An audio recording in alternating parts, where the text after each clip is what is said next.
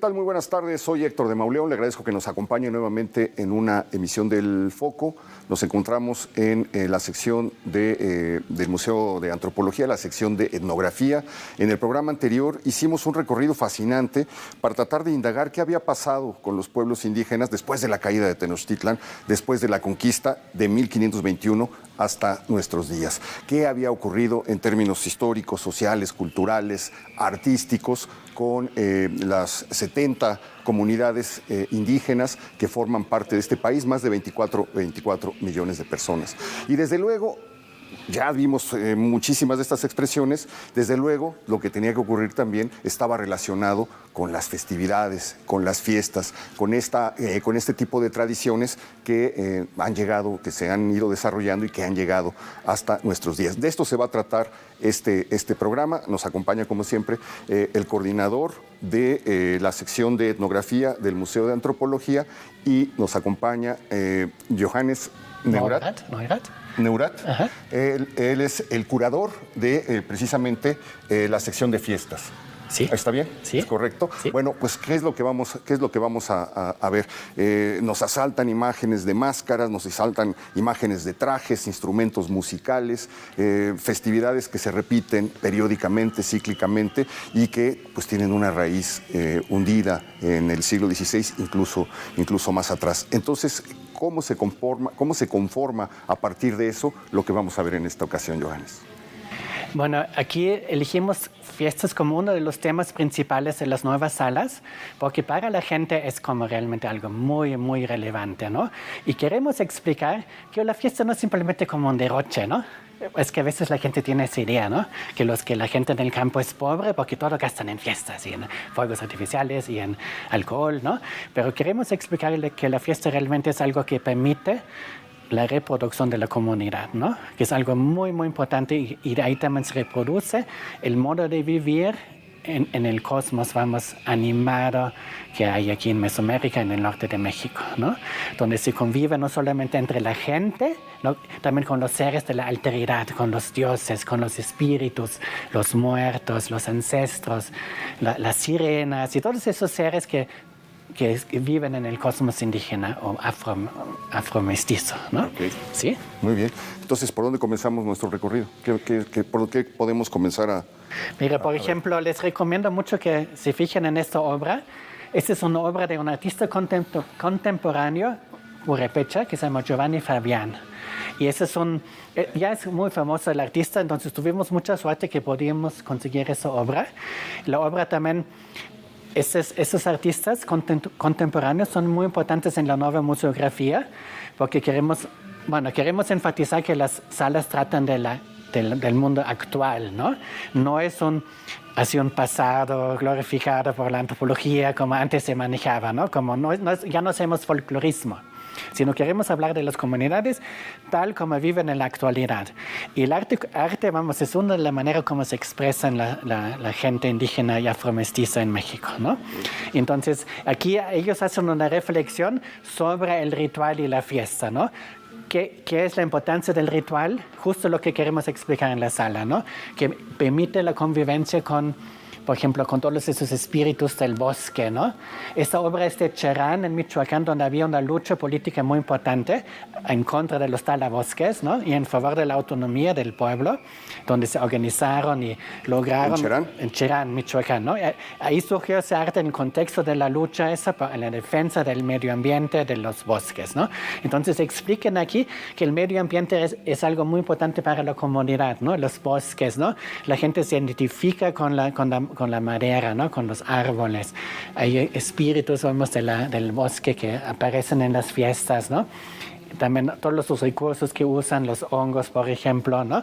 Y las abejas, ¿no? Se ve como un ritual donde bajan, recogen las panales de abejas en el bosque y los bajan en una ceremonia, en una procesión al pueblo, ¿no? Y luego los diablitos también son como espíritus de la naturaleza, ¿no? Hasta el perro del autor, ¿no? Rulfo. Sí, ¿no?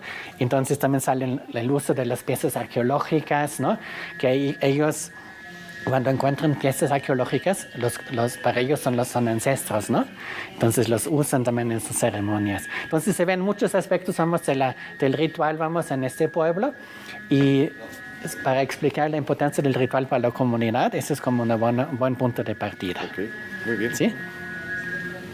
Luego, tenemos en esa parte de la sala trata, sobre todo, trata más como de los aspectos serios, ¿no?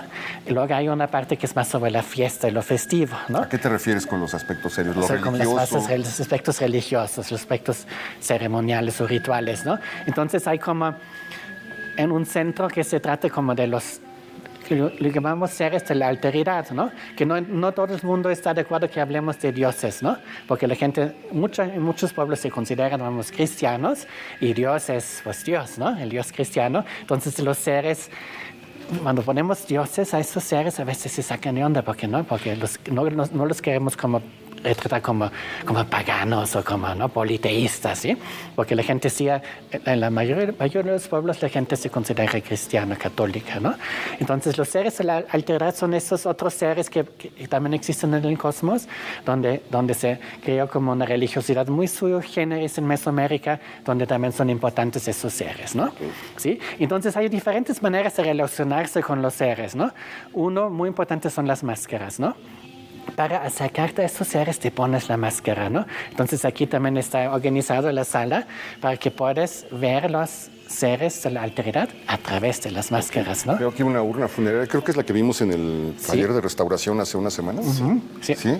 ¿Qué es Esa es una pieza que un misionero lo confiscó, vamos, en un pueblo mije, ¿no? En una visita, estos son idólatras, eso no es posible, ¿no? En el siglo XIX, ¿no? Y los confiscó. Entonces, así que llegaron a las colecciones, vamos, en el Museo Nacional, y pues ahí está. Y es una pieza como muy antigua, ¿no? Que no sabemos exactamente qué antigüedad tiene, pero puede ser hasta prehispánica la pieza, ¿no? Pero salió de las prácticas de los mijes que todavía estaban vigentes en el siglo XIX. Esto estuvo en el Museo Nacional de la calle de Moneda. Sí, ajá. De allá viene esta pieza. Y bueno, hicimos un recorrido en uno de los programas anteriores revisando algunas de las máscaras que se encuentran en las bodegas de etnografía, bueno, vienen de distintas regiones, pero ¿qué es lo que nos expresan? Bueno, aquí obviamente es muy diverso. El tema de las máscaras tiene muchísimos aspectos, ¿no? En cada pueblo lo hacen de una manera, ¿no? Lo que aquí queremos señalar algunos principios que comparten en casi todas las regiones, vamos, de México, ¿no? Entonces, una es el uso de la máscara, que es realmente para transformarse y para poder acercarse a los dioses y los seres de la alteridad, ¿no? O sea, te conviertes en uno de ellos. Entras en contacto con ellos o te vuelves. Es una máquina de transformación, vamos, ¿no? Okay. Y luego queremos también señalar como qué categorías de seres son esos, ¿no? Esos que son en las máscaras, ¿no? Muchas veces son animales, ¿no? Muchas veces son diablos, muchas veces son viejitos, a veces son negros o afros, a veces son blancos o españoles, pero casi nunca son, vamos, indígenas, ¿no? Y eso es algo muy interesante porque la gente, los indígenas, se interesan mucho en la alteridad. Claro, ¿no? ¿Sí? claro. O sea, esa es su manera también de reflexionar sobre cómo son los españoles, cómo son los afros, cómo son los animales, ¿no? Y es decir, tiene que ser otro para que se cumpla la transformación. Son otros. Si te representas a ti mismo, no se da este fenómeno. Recuérdame, Arturo, ¿cuántas máscaras están resguardando en el Museo de Antropología, más o menos? Unas 1.500, 2.000 máscaras con las que están en sala. De todas las regiones prácticamente. Todas las regiones de México. De México. ¿Y las más antiguas? Las más antiguas son del siglo XVIII. Del siglo XVIII. Entonces, obviamente, es mucho trabajo seleccionar las máscaras, porque no podemos mostrar todas, ¿no? Pero creo que sacamos algunas de las más interesantes del acervo, ¿no? ¿Sí?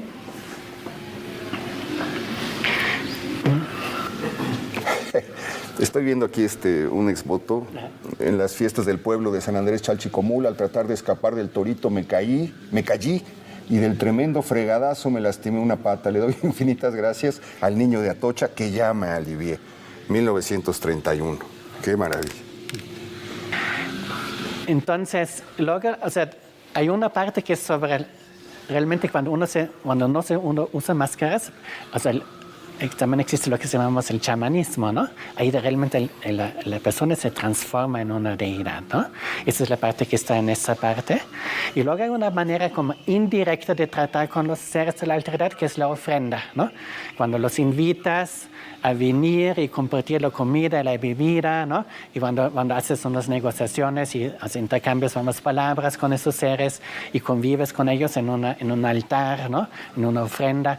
Ahí, esa es una manera como más indirecta, ¿no? Que también reproduce mucho como la convivencia en la comunidad. Se incluyen estos seres como miembros de la comunidad al colectivo, ¿no? A la mesa, ¿no? Entonces es algo que es como una manera también del principal, de relacionarse con los seres de la alteridad, ¿no? Entonces tenemos un ejemplo de los mayas, tenemos un ejemplo de los huicholes, ¿no? A través de la ofrenda. Una ofrenda, ¿no? Que se ofrendan, por ejemplo, los huicholes ofrendan jícaras, ¿no? Para convivir con los dioses, ¿no? Se da pequeñas cantidades de comida a los dioses y se espera que ellos te van a devolver como más, ¿no? Porque ellos quieren obviamente ganarte a ti, a los humanos, y te dan más, ¿no? O sea, estás como un poco picando su orgullo. Ay, mira lo que te damos, entonces te van a dar como mucho más en cambio, ¿no? Es lógica. Y aquí por eso les ponen dinero. Ajá. Les ponen cerveza, les ponen unos granos de maíz. Exacto. Y aquí también son otra vez los seres de la alteridad que están ahí sentados en esos pequeños equipales recibiendo estas ofrendas, ¿no? Ok, les ponen unos asientos para que los ocupen. Son chiquitos, sí, son chiquitos. Y están los ancestros, digamos, hay objetos antiguos, rescatados, los cigarros. Exacto, y también hay gente real, que ponen sus fotos, como abuelitos o bisabuelitos, que ponen sus fotos, porque los abuelitos ya son ancestros, ¿no? Entonces aquí estamos entrando ya más sobre la parte, festiva de la fiesta, que no queremos mostrar nada más como los aspectos religiosos y solemnes, sino también los aspectos lúdicos, ¿no? Aunque, por ejemplo, la danza, ¿no? Que es lúdica y divertida, también tiene un aspecto ritual muy importante, ¿no? Es una manera de relacionarse con los seres de alteridad, pero muchas veces peleando con ellos, ¿no? O sea que, por ejemplo, muchos de esos, en los danzas se usan machetes, ¿no? O otros diferentes tipos de armas, y entonces se pelea con los dioses, ¿no? En esos rituales. Es una continuación, de las guerras rituales prehispánicas, ¿no? Que en el piso de abajo se ve mucho sobre la guerra, ¿no? En Mesoamérica, el sacrificio y la importancia de la pelea, y yo creo que esas danzas son la continuidad de esto, ¿no? No son son muy divertidas y muy lúdicas, pero también tienen un aspecto serio y religioso. ¿Esto es de la zona de Colima? Es de Oaxaca, de un pueblo que se llama Putla, de Guerrero. Ah, de Putla, Guerrero. ¿No? Que son los tilicheros. Esto también es un caso muy interesante porque no es una tradición antigua. No todas las tradiciones aquí son muy antiguas. Eso es algo que surgió apenas, por ejemplo, ¿no? Quisiera que viniera para acá la cámara, porque aquí nos muestra perfecto la manera en la que se van incorporando los objetos contemporáneos, los objetos del presente y cómo se van haciendo las combinaciones. Una máscara de Blue Demon, debajo de la máscara que representa al animal, digamos la tradicional, y ya el uso hasta de los tenis, ¿no? ¿Esto de dónde es? De Guerrero también. ¿También, Guerrero? Sí. Estaba viendo allá atrás esta parte, esta zona con estos trajes que son muy llamativos. No sé de dónde proceden y qué representen. Ese es de la Huasteca y ese es de Jalisco. Y son danzas que representan ancestros indígenas, ¿no? Como estos son Comanche, ¿no? Los comanches en la época colonial tenían mucho poder en un tiempo, ¿no? Había como el imperio comanche del norte de México. Entonces la gente hasta la fecha le tiene mucho miedo a los comanches, porque junto con los apaches eran como muy temidos. Entonces, ingobernables, andaban desplazándose de un lugar a otro. Entonces en muchas danzas se usan trajes de ancestros como salvajes, ¿no? Precristianos, ¿no? Que usan esos atuendos como inspirados en los indígenas norteamericanos de las películas. claro. ¿Sí? ¿Pero de qué está hecho? Este es hecho de corcholatas de cerveza. De cerveza. Como solamente se vende a partir de 18 años, tiene 18. Tiene 18, ¿no? Entonces, y eso es, obviamente también es muy pesado ese traje, entonces es mucho sacrificio andar danzando con esto, a veces durante días, ¿no? Es muy, o sea, eso le da como más un aspecto de sacrificio, ¿no? Claro. Anda moviéndose con desde esto. luego todas las que se tuvieron que tomar para poderlo armar. No, y también beber también es un trabajo. O sea, también tengo que explicar que beber no solamente es como para emborracharse, también es un trabajo ritual, ¿no? Ponerse en la sintonía, vamos con los dioses. El alcohol es algo muy relevante en esto. Eso también se va a ver en la sala sobre alimentos. Y estos que todavía podemos ver en muchos lugares, estos son de Morelos, ¿no? Ajá. La feria son como artesanías de diferentes regiones, pero vamos, la feria es una parte también muy importante, ¿no? Entonces, como ya no queremos hacer aquí en el museo, las cosas no tradicionales como antes no los querían mostrar, ¿no? Pero aquí sí mostramos eso, y el sonidero, y todos esos aspectos como contemporáneos, ¿no? Que no tienen que ser prehispánicos para que estén incluidos en el museo, ¿no? Okay. Antes no se incluían los pueblos afromexicanos en el Museo de Antropología, ¿no? Justo porque no se consideraban prehispánicos, ¿no? De origen prehispánico, porque obviamente llegaron en la colonia, en el contexto, vamos, del esclavismo. Entonces, pero llegaron grandes cantidades de poblaciones afros a México, ¿no? A la Nueva España, que es creo que poco conocido todavía. Es importante que hablemos más de esto. Y hay unas creaciones culturales muy, muy interesantes que hicieron estos pueblos, a veces con influencias indígenas, pero también a veces en sus propias lógicas, vamos, ¿no? Entonces, nuestra colección está muy enfocada en la Costa Chica, porque es donde podríamos conseguir colecciones. De ahí viene esto. Sí, porque son nuevas. Estas colecciones son nuevas, porque aquí no se coleccionaba eso antes, ¿no? Entonces, estamos apenas empezando a coleccionar esto. Entonces, tenemos aquí algunas de las danzas de los diablos de la Costa Chica. Tenemos la artesa, que como es un tambor que se toca con los pies. Una tarima, sí. Y tenemos arte contemporáneo. Y también tenemos algunas piezas de Veracruz, que es como el otro núcleo importante de poblaciones afromexicanas.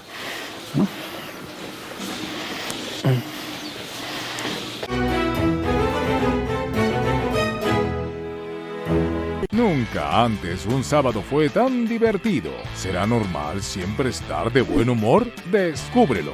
Llega a tiempo a la estación para subirte al tren del meme con Mara Durón y Hernán Hochstrasser. Sábado, 12 de la tarde, por ADN 40. ¿Por qué a veces te despiertas a las 3 de la mañana? Despertarse en la madrugada y tener problemas para volver a dormir es una situación molesta para muchas personas. Este trastorno en el sueño puede ocurrir entre las 3 y las 5 de la mañana y tiene una explicación científica. Según los expertos, tiene que ver con una baja de niveles de azúcar en sangre. El descenso de la glucosa provoca la liberación de hormonas del estrés, mayor cortisol y el aumento de la adrenalina. Estos tres factores alteran el sueño profundo y provocan que las personas interrumpan su descanso. Para no despertarse en la madrugada, reduzca el consumo de grasas saturadas, proteínas moderadas y pocos carbohidratos. Los ajustes alimenticios ayudarán a mejorar el descanso nocturno. Sin embargo, existen otros factores que pueden alterar el sueño, como lo son el estrés, la ansiedad y el consumo de ciertos medicamentos. Además, se sugiere evitar la exposición a pantallas, celulares y televisores antes de dormir. Y por supuesto, cualquier síntoma que tengas, consultar a un médico, ya que el sueño es fundamental para la salud.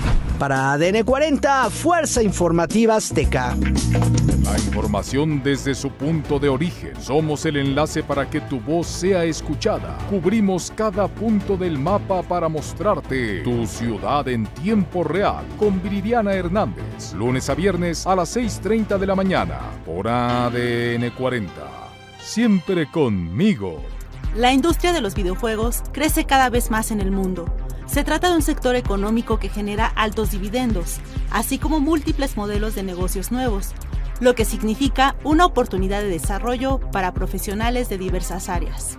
Por ejemplo, el 20% de los empleos relacionados con la creación de videojuegos están ocupados por programadores, también conocidos como desarrolladores. Los artistas 3D y 2D suponen el 17% del total de puestos de trabajo relacionados con los videojuegos. Ellos son los responsables de modelar todos los elementos del videojuego, tales como personajes, paisajes y objetos. Los diseñadores de videojuegos representan el 8% de los trabajadores de este sector. Son los encargados de escribir el relato y la trama del videojuego a través de un guión. Los animadores se encargan de que las tramas creadas por los diseñadores y plasmadas en papel o en un medio audiovisual cobren movimiento. Es importante que la gente entienda que los pueblos indígenas y afromexicanos son pueblos vivos, que viven en el presente y siguen reproduciendo su cultura con mucha creatividad y con mucho dinamismo. No son simplemente gente que sobrevivió la conquista, ya quedó en una sierra, y como eso era la idea antes del museo, ¿no? Que los indígenas iban a desaparecer, ¿no? Porque una vez que llegara la modernidad, iban a desaparecer. Pero pues no es el caso, hasta que tenemos un curador indígena, ahora un subdirector indígena en el museo, ¿no? Y los indígenas se estudian muchas profesiones, están trabajando, ya no todos trabajan en el campo, ¿no? Hacen muchas cosas, pero siguen reproduciendo sus culturas en su propia lógica, pero con mucho dinamismo y creatividad. Entonces vemos nuevas expresiones de la cultura indígena. Entonces queremos también, obviamente nuestras colecciones son antiguas y vemos muchas piezas antiguas, ¿no? Porque eso es lo que tenemos, pero tratamos de conseguir algunas cosas como realmente de ahora, que muestran la estética, vamos, de la fiesta en el siglo XXI. Arturo, en tu opinión, ¿cuál sería la aportación que le han hecho estas salas al museo antes de seguir caminando? Pues en principio que son temáticas, que son salas donde se incluye la mayoría de los pueblos indígenas y afromexicanos de México, y que los discursos se han ido hilando en un proceso de temas contemporáneos, retomando, por supuesto, elementos de la tradicionalidad, pero más lo que la gente le preocupa en su propio contexto, y también de las nuevas expresiones de la estética y de la vida política en las propias comunidades. Muy bien, muy bien. Vamos a continuar caminando. Seguimos en la sección Hay más danzas, ¿no? Las danzas de conquista, que son un grupo muy importante de danzas donde son escenificaciones de conflictos armados, ¿no?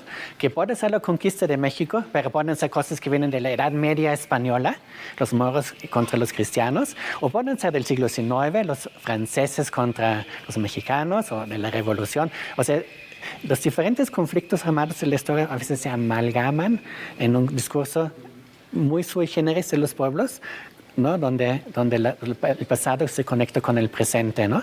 Y la pelea como un elemento muy importante de relacionarse con los ancestros. O sea, ahí no sé siempre, ¿no? Los pueblos no automáticamente se identifican con los aztecas en la conquista, ¿no? A veces se identifican con los mismos españoles, a veces se identifican con los moros, a veces se identifican con los franceses. O sea la manera de cómo se maneja eso es muy, muy diverso, pero siempre hay un interés, vamos, en la producción de una historia, vamos, propia, que enfatiza también la lucha, la resistencia y la necesidad de relacionarse con los dioses a través del combate, ¿no? Ya. ¿No? Vemos mucho la presencia de los tigres en las máscaras. ¿A qué se debe? Por aquí hay unos, ¿no? ¿A qué se debe esto? Bueno, eso tiene que ver con Mesoamérica, ¿no? Desde los olmecas, el jaguar es claro, como el ser casi más, uno de los seres más importantes, vamos, en las religiones, ¿no? De aquí, ¿no? El tigre es el señor del monte, ¿no? Entonces su boca es una cueva donde entras al inframundo para sacar a veces por ejemplo, el maíz, ¿no? O la vida, ¿no? Cosas importantes, ¿no? Entonces en la montaña de Guerrero, ¿no? Hay este culto, también, eso tiene que ver con la ofrenda que vimos, ¿no? Hay un culto a las montañas, pero en la montaña también uno se relaciona con el tigre, ¿no? Y ahí en esa fiesta la gente se transforma en tigres, ¿no? Van a un lugar sagrado en la montaña, se transforman, vienen de regreso portando las máscaras y luego hay las peleas de tigre, ¿no? Donde el aspecto del sacrificio es muy, muy importante. Entonces, a veces la gente realmente termina con heridas fuertes, ¿no? O sea, tiene que correr la sangre, ¿no? Queremos enfatizar que ese aspecto del sacrificio es algo muy, muy vigente, ¿no? O sea, no es simplemente desmadre, vamos. Tiene ese aspecto también.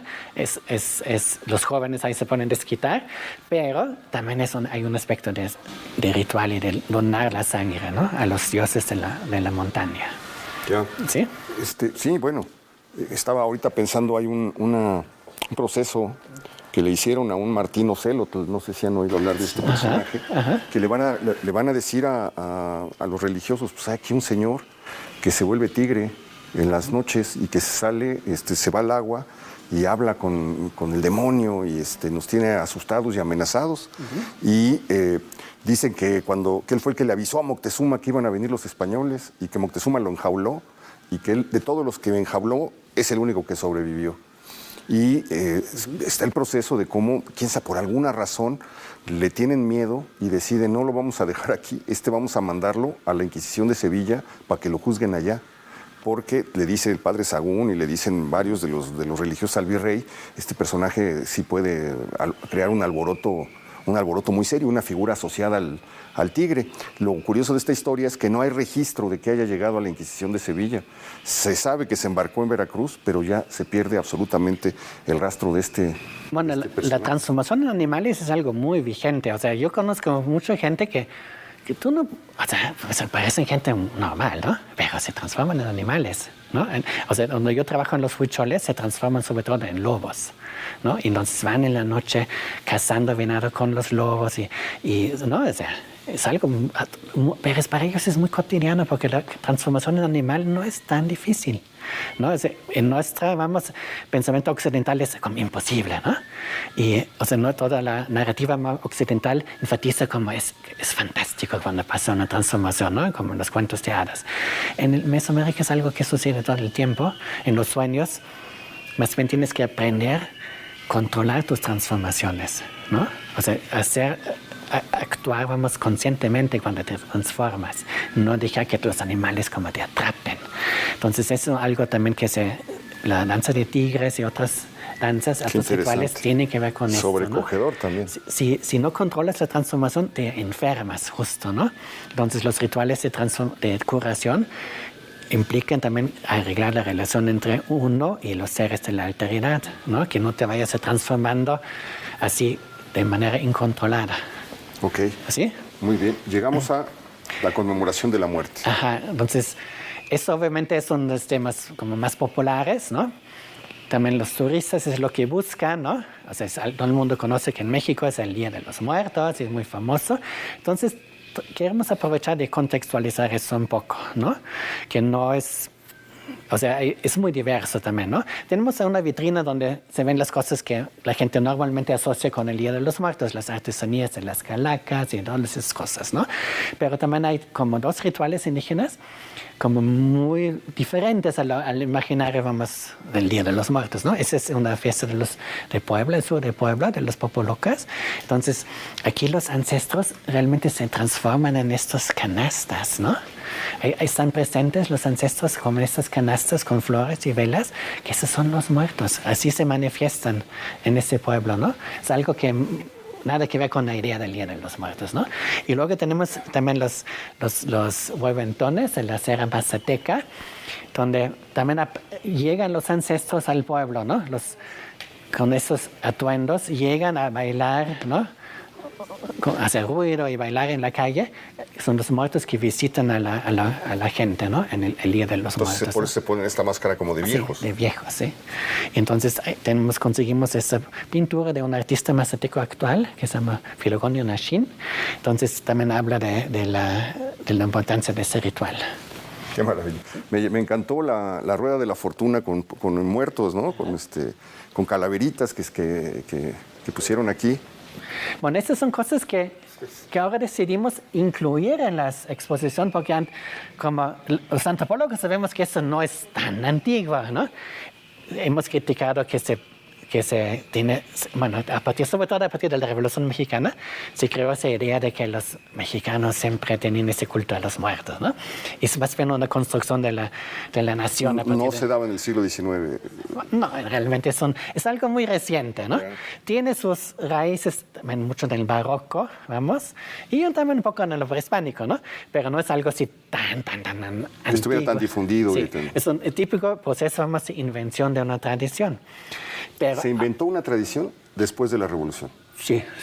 No, es antigua, pasa siempre, ¿no? Ajá. ¿Y cuáles fueron los canales de difusión de esa tradición? Bueno, era como querían reforzar, vamos, a la nación, yeah, y querían, a partir del vasconcelismo, una fiesta que nos uniera, que nos unificara. Exacto, algo que sea como muy mexicano y muy especial de los mexicanos.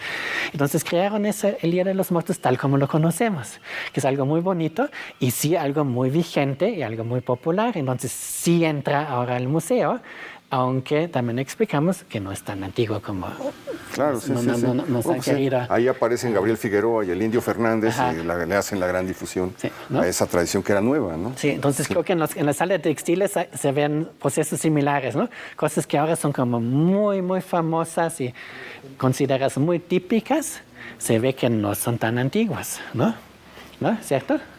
¿No? Y eso que queremos que se aprenda en el museo, que no solamente lo muy, muy antiguo es importante, también lo reciente, me llamó la atención, y lo nuevo, ¿no? Johannes, me llamó la atención esto del mundo y los textiles, la importancia de la ropa en los conceptos de la cosmología. Exacto. La identidad tiene mucho que ver con la ropa. O sea, pues que siempre en la antropología se trabajan los conceptos de alma.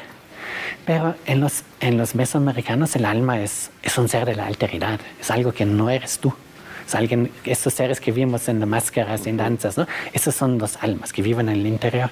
Pero la persona se define por su piel y su ropa, su peinado, lo que en Occidente sería la superficie, ¿no? Pero aquí no, o sea, la superficie es lo valorado. La interioridad no es tan importante. Es justo al revés, ¿no? Entonces es algo muy importante para entender la Mesoamérica, el norte de México, que así la persona se construye de otra manera. Entonces, por eso también la importancia de los textiles. Entonces, eso pusimos aquí para que conectara con la sala de textiles, lo que conecta el ritual y el arte textil, ¿no? Okay. Y es en parte la importancia del arte textil, que no se explica nada más porque son tan conservadores y no quieren ponerse otra ropa, ¿no? Y que, ¿no? Todo ese tema de la ropa típica, ¿no? Que se folcloriza mucho, ¿no? Ay, es porque son así muy tradicionales o se usan la ropa típica. Pero en realidad eso tiene que ver con la construcción de la persona, ¿no? Que no se puede poner cualquier ropa, ¿no? Ajá, ¿es el atuendo como un disfraz? No, hace justo que no es un disfraz, ¿no? Lo que vimos también en las danzas, que es mucho más que un disfraz, sino una transformación, una producción de la persona, ¿no? ¿Sí? Esos son temas, vamos, de la antropología actual que tratamos de incluir ahora en el discurso museológico para que la gente aprenda también como de los nuevos enfoques de la antropología. Ok. ¿Sí? Johannes, pues muchísimas gracias por este recorrido. Un placer. Muy ilustrativo y muy revelador. Gracias. Te agradezco mucho. Quedó súper bien la muestra. ¿Esto se inauguró en octubre? En diciembre. Hace un año. O sea, todavía faltan detallitos para completar, pero yo creo que en unos meses va a estar perfectamente terminado. Pues te agradezco muchísimo que nos hayas acompañado, de verdad. Mil gracias. Y bueno, nos vamos a continuar caminando aquí con Arturo. Vamos a entrar en otra sección, la sección relacionada con el hilado.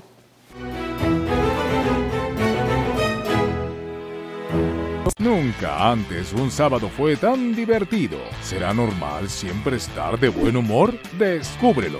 Llega a tiempo a la estación para subirte al tren del meme con Mara Durón y Hernán Hochstrasser. Sábado, 12 de la tarde, por ADN 40. ¿Por qué a veces te despiertas a las 3 de la mañana?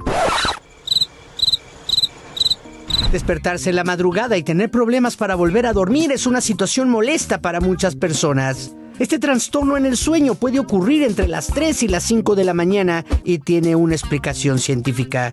Según los expertos, tiene que ver con una baja de niveles de azúcar en sangre. El descenso de la glucosa provoca la liberación de hormonas del estrés, mayor cortisol y el aumento de la adrenalina. Estos tres factores alteran el sueño profundo y provocan que las personas interrumpan su descanso. Para no despertarse en la madrugada, reduzca el consumo de grasas saturadas, proteínas moderadas y pocos carbohidratos. Los ajustes alimenticios ayudarán a mejorar el descanso nocturno. Sin embargo, existen otros factores que pueden alterar el sueño, como lo son el estrés, la ansiedad y el consumo de ciertos medicamentos. Además, se sugiere evitar la exposición a pantallas, celulares y televisores antes de dormir. Y por supuesto, cualquier síntoma que tengas, consultar a un médico, ya que el sueño es fundamental para la salud. Para ADN 40, Fuerza Informativa Azteca. La información desde su punto de origen. Somos el enlace para que tu voz sea escuchada. Cubrimos cada punto del mapa para mostrarte tu ciudad en tiempo real. Con Viridiana Hernández. Lunes a viernes a las 6:30 de la mañana. Por ADN 40. Siempre conmigo. La industria de los videojuegos crece cada vez más en el mundo. Se trata de un sector económico que genera altos dividendos, así como múltiples modelos de negocios nuevos, lo que significa una oportunidad de desarrollo para profesionales de diversas áreas. Por ejemplo, el 20% de los empleos relacionados con la creación de videojuegos están ocupados por programadores, también conocidos como desarrolladores. Los artistas 3D y 2D suponen el 17% del total de puestos de trabajo relacionados con los videojuegos. Ellos son los responsables de modelar todos los elementos del videojuego, tales como personajes, paisajes y objetos. Los diseñadores de videojuegos representan el 8% de los trabajadores de este sector. Son los encargados de escribir el relato y la trama del videojuego a través de un guión. Los animadores se encargan de que las tramas creadas por los diseñadores y plasmadas en papel o en un medio audiovisual cobren movimiento. El productor de videojuegos se encarga de gestionar y organizar el plan, los recursos humanos y los medios técnicos involucrados en el desarrollo de un videojuego. Se trata de un En esta sección vamos a encontrar procesos de trabajo como conocimientos, cómo desde la época prehispánica se producía hilo con estos usos, y entonces en las vitrinas vamos a encontrar materiales del siglo XIX-XX y también el material arqueológico abajo para mostrar un poco toda esta continuidad, cuyo simbolismo pues ha permitido que sobrevivan hasta nuestros días. La importancia de procesar fibras como el algodón, que es de origen mesoamericano, pero también otras fibras que llegan en el proceso de colonización en la época virreinal, como son la lana de las ovejas, la seda, entre otros. También vamos a encontrar fibras como agaves, magueyes principalmente. Esto es muy interesante, Arturo, porque pues nosotros vemos el huipil terminado, sí, pero no nos imaginamos que esto es un proceso que comienza desde que se siembra una materia, un algodón, y luego se tiene que recolectar, se tiene que obtener esa materia para empezar un proceso de elaboración, pues no sé, tal vez de un hilo. Sí. Y después se van sumando distintos materiales, va pasando por distintas manos para que se pueda lograr lo que finalmente pues, es lo que acabamos de ver. Y vamos viendo los objetos, las herramientas que se emplearon originalmente desde el siglo XVI para la creación de estas prendas, de estos textiles, de estos objetos, ¿no? Aquí está el hilo delgado de algodón, que son cosas en las que en realidad no pensamos, simplemente lo vemos ahí en un mercado, en el lugar donde lo vamos a comprar, o lo vemos en la vitrina de un museo, pero no imaginamos el proceso de elaboración. Creo que es un hallazgo, un logro esto de esta sección, Arturo. Sí, la idea es que el público alcance a apreciar toda la importancia que tienen estos artefactos en la producción de los tejidos, cuyos tejidos que tampoco son cualquier cosa para los pueblos indígenas, no son elementos simplemente materiales, sino que es una continuidad del cuerpo. La ropa es parte precisamente la construcción de la persona.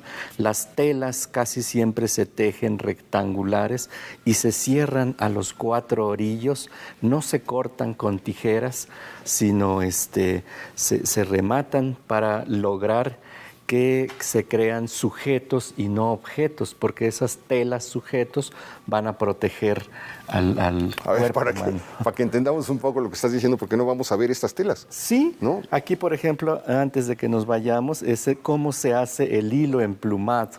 Todo un avance en la tecnología en esa época y en la actualidad, pues para lograr todos estos hilos muy finos. ¿Cómo lo hacían? Entraba allí en una especie de... Se resguarda el plumón en esa botella, en el envase, y pasa la hebra y al torcerse se va emplumando. Se va emplumando. Y luego se juntan 2 hebras. Sí, aquí lo que decíamos, mira, aquí está el hilado de la seda. El hilado de la seda que llega en el periodo colonial y se integra a las comunidades. Pero aquí se hila con malacates y no se devana como en otros lugares. Bueno, artefactos que también vamos a tener que se van a... Pequeños telares, ¿no? Interactuar con otras regiones del mundo. Estos son mayas, ¿sí? Estos de Oaxaca. Bueno, de Oaxaca desde luego. Y los telares de cintura, que son instrumentos inventados en muchas latitudes, pero en Mesoamérica tuvo también su propia importancia, que nos llevó a las técnicas de tejido. ¿Por qué se llaman de cinturas? Porque se van sostienen sostenidos en la cintura en un extremo y en el otro extremo a un árbol o a una columna. Esta sección, por ejemplo, está relacionado con el clima frío y el clima cálido, que lleva a construir textiles muy diferentes. En el clima frío las hilaturas son más gruesas, mientras que en el clima cálido se obtienen telas mucho más livianas, incluso materiales como el algodón y la introducción de otros hilos como el lino. Qué belleza de trabajo. Y esto es de la zona de Chiapas, de la zona de Chiapas, los Altos, Guerrero, ¿no? Las altas montañas, la Sierra de Puebla. Uno de los elementos también importantes que mostramos son los procesos culturales, 3 como grandes procesos.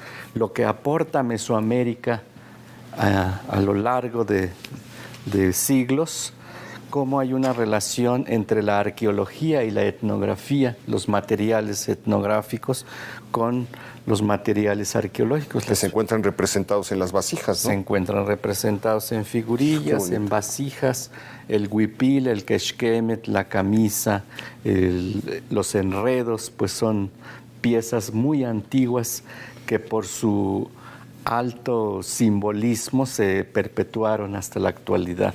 Mientras que nos vamos a la siguiente sección y ahí encontramos los aportes de otras latitudes.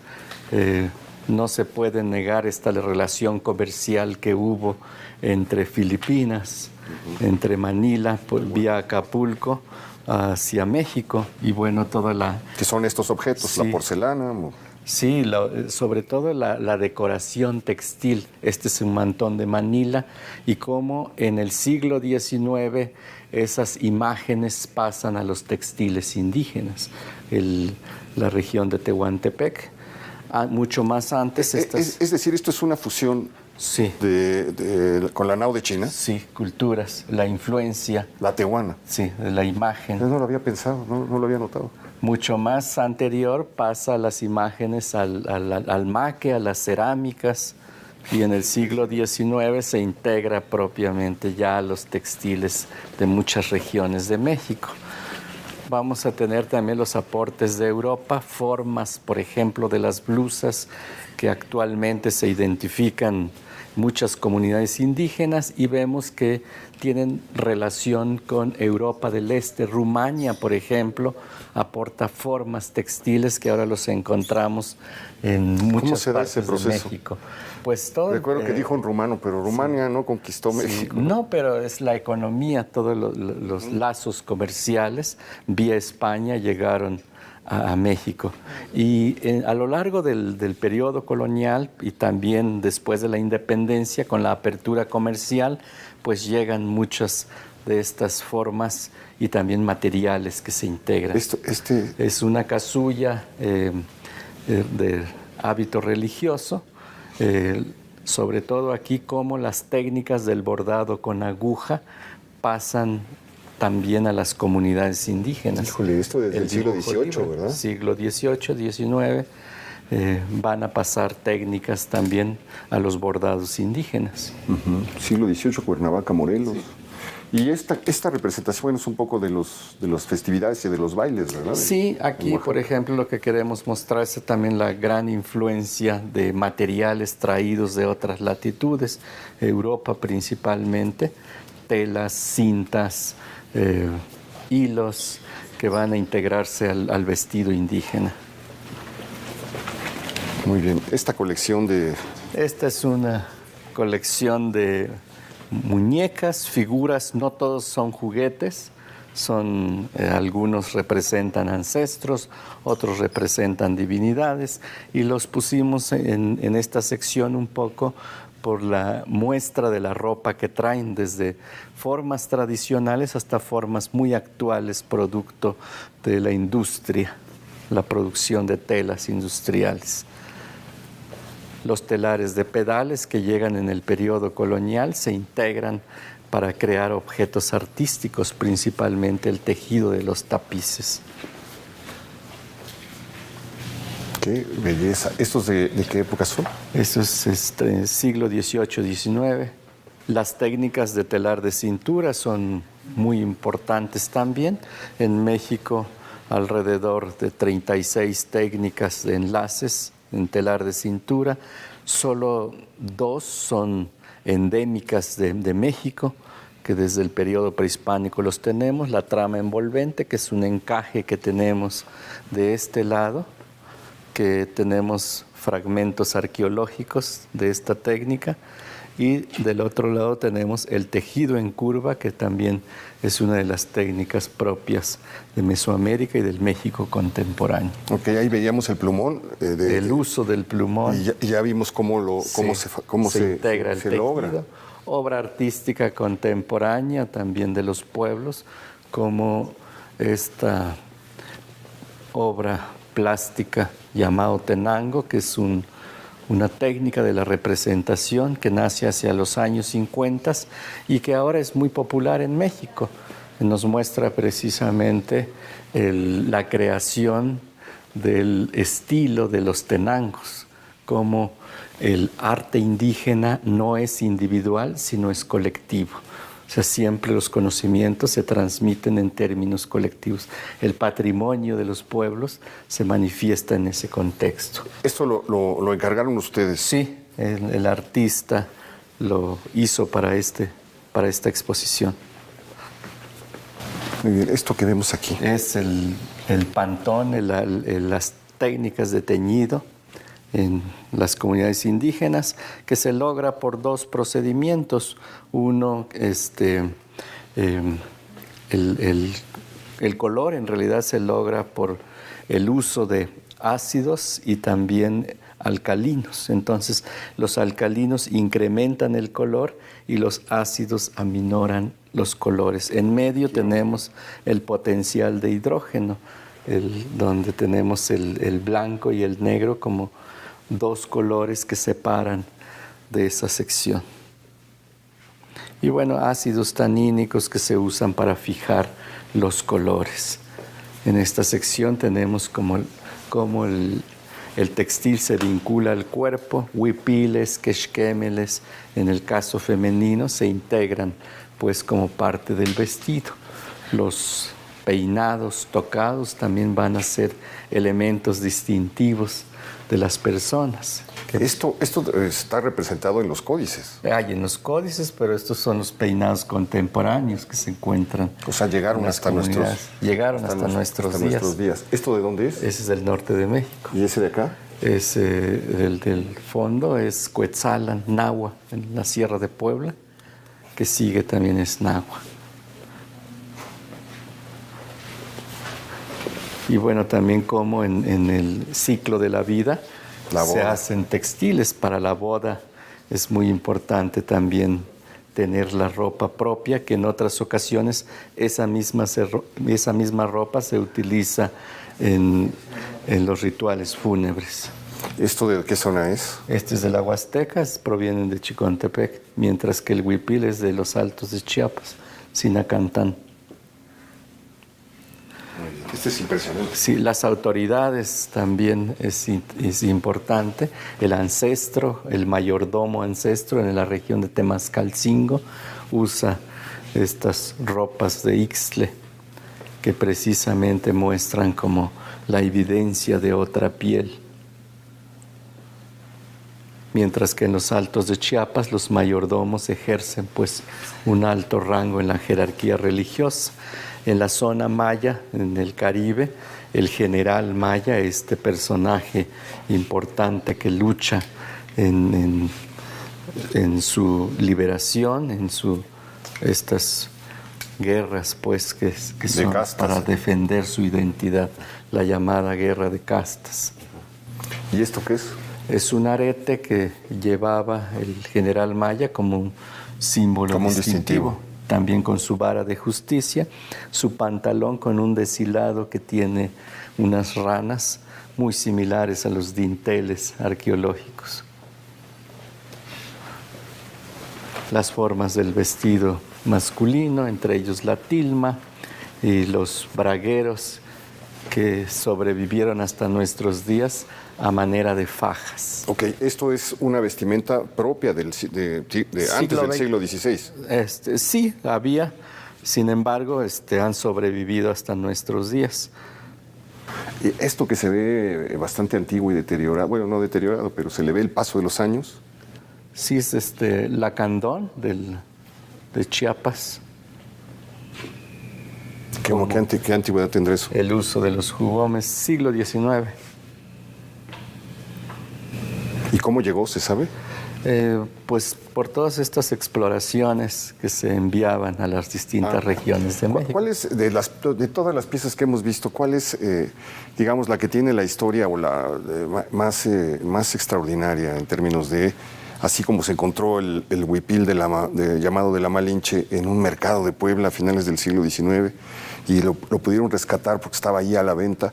¿Qué otras historias de objetos se están latiendo en esta sección del museo? Pues hay muchos. En el caso de esta vitrina, por ejemplo, estas tilmas del Cerro de las Cruces, cuya urbanización pues los absorbió la Ciudad de México, pero afortunadamente fueron coleccionados. Son piezas ya muy antiguas que los tenían las familias y fueron adquiridos para este museo. Vienen desde el viejo museo. Y se ve, ¿verdad? Y tienen una calidad técnica y además están bastante bien conservados. ¿Qué edad tendrá esto? Siglo XIX, finales del XVIII, principios del XIX. Y otra de las cosas importantes que se han traído son estas piezas extraordinarias que no solo los seres humanos visten, también los dioses. Entonces, tienen una calidad técnica en la construcción de estas ropas extraordinaria. Es reducir, llevar al mínimo, al hilo más delgado, a la puntada más pequeña para crear estas ropas. Esto es increíble, vistieron un maíz. En ese caso es una deidad, ese es el dios del maíz. El dios del maíz, claro. Chicomexóchitl, la Huasteca, la cruz parlante entre los mayas, el ancestro entre los otomís, la deidad del agua también entre los otomís, y de este otro lado tenemos a los santos, como también los santos tienen su guardarropa, también en miniatura, y muchas de estas imágenes religiosas, por ejemplo, no pisan el suelo, sino tienen este tipo de tapices, incluso algunos emplumados, un poco relacionando los simbolismos de lo que se desea externar, en este caso de petición de lluvias del agua. Qué ricamente ataviado este santo, sí. Con telas finas, finísimas. Telas muy finas, y si vemos el baúl, las puntadas son a lo más mínimo en la estructura de las telas, incluso el uso de pelo humano en los bordados de estos paños. El ave que está ahí está bordado con pelo, cabello humano. Cabello humano. Sí. A ver, vamos por acá. No, pues lo de la Tehuana ha sido una verdadera revelación, no.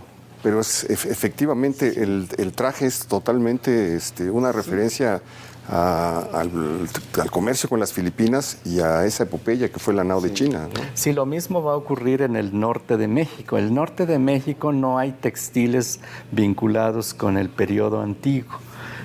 Vamos a tener textiles del siglo XIX, influencia de la moda inglesa y francesa. Es en el caso del norte de México.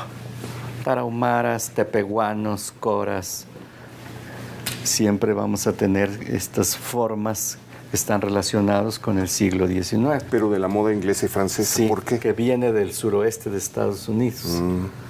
Ya, claro. Sí. Híjole, pues qué interesante ir desentrañando los orígenes de cada prenda. ¿Esto que vemos aquí qué es? Es una camisa kikapú, es de los pueblos indígenas que están un tiempo en México y por otro tiempo pasan hacia los Estados Unidos. Y luego hay una combinación también del uso del vestido. Los tarahumaras, por ejemplo, en el siglo XIX y XX se les incorpora una camisa a los sayales y a los paños de cadera. Bueno, pues muy interesante. Estamos llegando ya al final de este recorrido. Muchísimas gracias, estimado Arturo, de verdad, por tu generosidad, por habernos explicado pues tantas cosas que uno pasa y ve sin ver y sin saber. El arte, el trabajo, lo que significa, las representaciones ancestrales, históricas, que vienen acompañando cada una de las piezas, pues hace esto un recorrido muy disfrutable y muy lleno de sorpresas. Te agradezco muchísimo que nos haya recibido. Gracias. Gracias también a usted. Espero que haya disfrutado este recorrido. Sígasela pasando bien y nos vemos la próxima semana, ya lo sabe usted, aquí en El Foco.